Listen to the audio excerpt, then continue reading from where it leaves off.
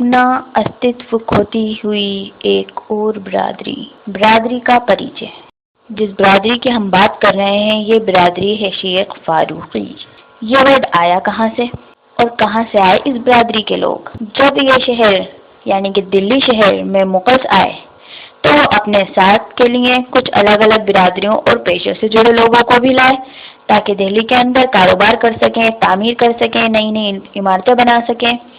شیخ فاروقیوں کا پیشہ ایسا تھا جن کا کام تھا بڑے بڑے کتالی پتھروں کو ڈھونا، عمارتوں اور قلعوں اور مسجدوں اور مکانوں وغیرہ کے لیے ان کو ایک جگہ سے دوسری جگہ پر لے جانا اور پہنچانا۔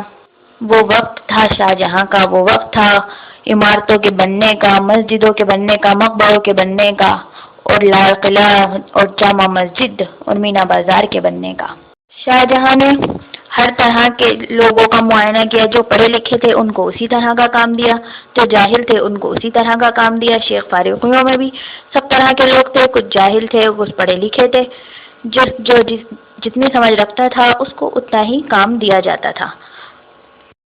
جو سمجھدار تھے ان کو پہاڑوں کی طرف بھیجا جاتا تھا اور وہاں سے پتھروں کو کاٹوا کر لایا جاتا تھا، اور جو کم پڑھے لکھے تھے انہیں خچروں پر ملبہ ڈھونے کا کام دیا جاتا تھا۔ اور اس کے اندر صرف وہی لوگ شامل نہیں تھے جو ان کے ساتھ آئے تھے، بلکہ یہاں پہ دہلی میں رہنے والے جو کم پڑھے لکھے لوگ تھے وہ بھی اس کام میں شامل ہوتے چلے گئے تھے۔ مغلز نے دلی والوں کو کام دیا اور بہت سی عمارتیں بھی بنوائیں جو کہ بہت خوبصورت تھیں۔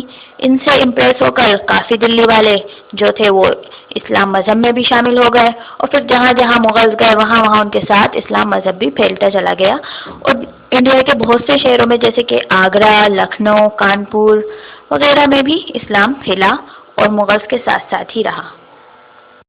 ہم نے جان لیا ہے کہ شیخ فاروقیوں کا پیشہ کیا تھا، لیکن یہ نام ان کو پڑا کہاں سے ملا؟ یہ نام ان کو ملا شیخ حضرت عمر فاروق رضی اللہ تعالی عنہ سے، جو اسلام کے دوسرے خلیفہ مانے جاتے ہیں۔